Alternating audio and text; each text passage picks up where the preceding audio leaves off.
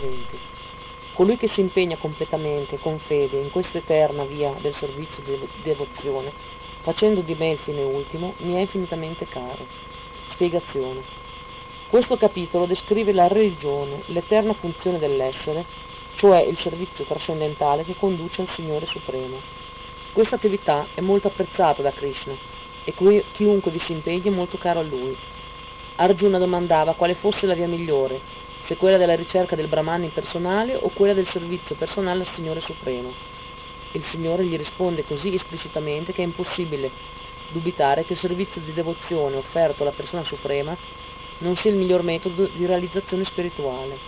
In sostanza, questo capitolo conferma che nella gioiosa compagnia dei devoti si sviluppa un attaccamento per il puro servizio di devozione, da cui nasce il desiderio di accettare un maestro spirituale autentico.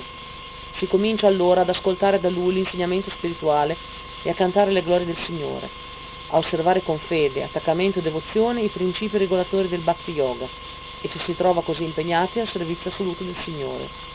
Tutto il capitolo raccomanda questa via, perciò non c'è dubbio che il servizio di devozione è l'unica via che conduce alla realizzazione spirituale perfetta e assoluta, a Dio la persona suprema. La concezione impersonale della verità suprema e assoluta, che si trova anch'essa descritta in questo capitolo, vale fino al momento in cui non ci si dedica alla realizzazione spirituale completa. In altre parole, è benefica solo finché non si ha occasione di incontrare un puro devoto del Signore.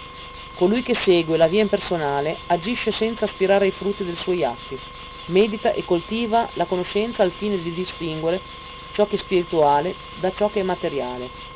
Attività queste necessarie finché non si entra in contatto con un puro devoto.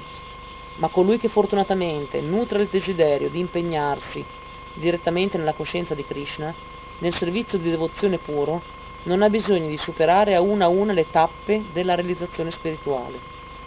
Il servizio di devozione, descritto nel capitolo 7 al capitolo 12 della Bhagavad Gita, è più adatto all'essere individuale. Infatti, colui che adotta questa via non ha alcun bisogno di preoccuparsi per il mantenimento del corpo, perché, per la grazia del Signore, tutto gli giunge naturalmente.